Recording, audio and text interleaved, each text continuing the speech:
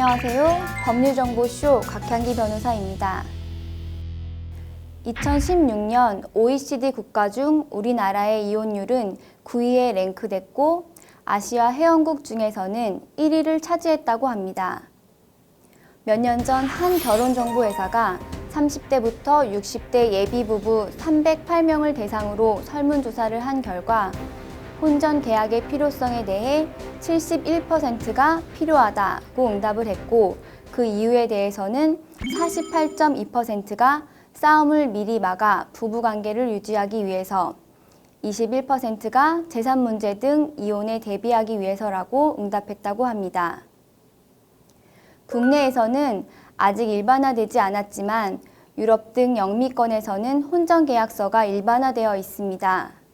미국에서는 혼전계약서를 작성하지 않으면 거의 모든 주가 이혼할 때 재산의 50%씩을 나누도록 하고 있지만 혼전계약서를 혼인 전에 미리 작성한 경우에는 혼전계약서의 근거에서 재산을 나누게 되어 있습니다. 때문에 대부분 혼전계약서를 작성하고 있습니다. 그렇다면 우리나라에서도 이러한 혼전계약서의 효력이 있을까요? 오늘은 재산분할 등에 관한 혼전계약서에 대해 알아보도록 하겠습니다. 우리나라의 경우 명시적인 혼전계약서에 대한 규정이 존재하지 않고 이와 관련한 직접적인 판례도 찾아보기가 어렵습니다. 민법 제829조에서 부부 사이의 재산관계에 관하여 자유로운 계약을 할 수 있도록 규정하고 있는데, 다만 혼인신고 전에 부부 재산 계약을 체결하여야 하고 등기하여야만 제3자에 대해 효력이 있습니다. 그리고 혼인신고 후에는 가정법원의 허가를 얻어야만 그 계약을 변경할 수 있습니다.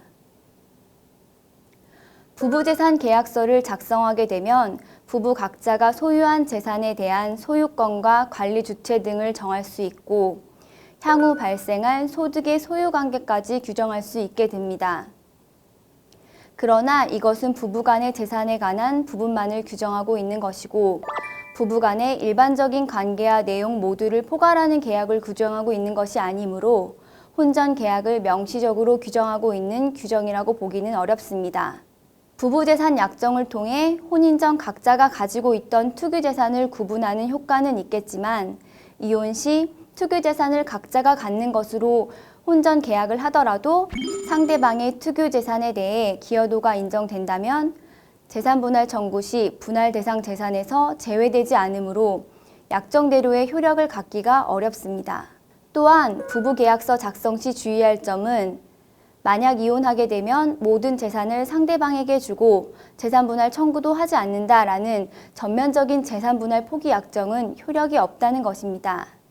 대법원은 민법 제839조에 의해 규정된 재산분할 제도는 혼인 중에 부부 쌍방의 협력으로 이룩한 실질적인 공동재산을 청산 분배하는 것을 주된 목적으로 하는 것이고 이혼으로 인한 재산분할 청구권은 이혼이 성립한 때의 법적 효과로서 비로소 발생하는 것일 뿐만 아니라 협의 또는 심판에 따라 구체적인 내용이 형성되기까지는 범위 및 내용이 불확정하기 때문에 구체적으로 권리가 발생하였다고 할 수 없으므로 협의 또는 심판에 따라 구체화되지 않은 재산분할 청구권을 혼인이 해소되기 전에 미리 포기하는 것은 성질상 허용되지 아니한다라고 판시하여서 재산분할 청구권의 사전 포기는 허용하지 않고 있습니다.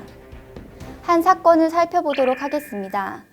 중국인인 청구인이 2013년 9월경 협의 이혼 의사 확인 신청을 하면서 청구인은 위자료를 포기합니다. 재산분할 청구를 하지 않습니다. 라는 서면을 작성하여 교부하고 2013년 10월경 법원의 확인을 받아 협의 이혼이 성립되었는데 이후 2013년 11월경 변호사를 통해 재산분할을 받을 수 있다는 것을 알고 재산분할을 요구한 사건이 있었습니다. 법원은 이 사건에서 아직 이혼하지 않은 당사자가 장차 협의상 이혼할 것을 합의하는 과정에서 이를 전제로 재산분할 청구권을 포기하는 서면을 작성한 경우 부부 쌍방의 협력으로 형성된 공동재산 전부를 청산 분배하는 의도로 재산분할의 대상이 되는 재산액 이에 대한 쌍방의 기여도와 재산 분할 방법 등에 관하여 협의한 결과 부부 일방이 재산 분할 청구권을 포기에 이르렀다는 사정이 없는 한 형질상 허용되지 아니하는 재산 분할 청구권의 사전 포기에 불과할 뿐이므로 쉽사리 재산 분할에 관한 협의로서의 포기 약정이라고 보아서는 아니 된다라고 판시하였습니다. 반면 부부 쌍방의 협력으로 형성된 공동재산 정부를 청산 분배하려는 의도로 재산 분할의 대상이 되는 재산액, 이에 대한 쌍방의 기여도와 재산 분할 방법 등에 관하여 협의하여 최종적으로 협의가 성립되었다면 그러한 협의는 전부를 포기하는 것을 내용으로 하더라도 유효하고 이때에는 민사상 이행 청구를 하여야 합니다. 외도할 시 1억 원의 위조료를 지급한다는 내용의 혼전 계약서를 작성하고 공증을 받은 경우 그 효력이 있을까요? 이혼 소송에서는 이러한 부부 사이의 계약이나 합의서가 효력이 없습니다. 민사 소송인 약정금 청구의 소에 의해서는 인정된 사례가 있습니다. 아내인 A씨와 남편 B씨는 2004년 결혼을 했지만 결혼기간 내내 남편의 폭행과 남편의 외도 사실로 힘들어했고 결국 A씨는 2013년에 이혼 소송을 진행하게 되었습니다. 그런데 그 전인 2009년에 B씨가 외도를 사과하면서 작성해준 각서를 근거로 이혼 소송과는 별개로 또다시 민사 약정금 청구 소송을 내게 된 것인데요. 법원은 공증까지 받은 각서에 B씨가 지급할 돈을 산정한 내역과 금액이 구체적으로 기재되어 있고 B씨가 직접 공증받은 점 등을 종합해 볼 때 약정금 지급 의사를 표시했다고 보인다라고 해서 각서에서 주기로 약속했던 약 3억 2,700여만 원을 지급하라는 판결을 내린 바 있습니다. 다만 이 약정은 혼인 중 작성되었다는 점에서 혼전에 작성된 경우와는 달리 판단될 여지가 있습니다.